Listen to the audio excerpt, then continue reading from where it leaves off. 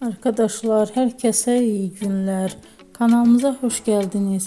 Bugün sizler için çok sevdiğimiz oyuncularımız Elçin Sangu ve Barış Arduç'dan güzel sempatik videolar hazırladık. Barış Arduç, Kuzgun, Kiralık Aşk, Alp Arslan Böyük Selçuklu, Dinle Sevgili, Hanımefendi bu dizilerde rol almış ve herkesin beğenisini kazanmıştır. Ben de sizler için onların romantik karelerini hazırladım. Bu videoların devamının gelmesini istiyorsanızsa emeğime saygı olarak kanalıma abone olup yorum yazmayı, sona kadar izlemeyi unutmayın. İzleyen herkese teşekkür ederim. Yeni karelerle görüşmek dileğiyle. Hoşça kalın.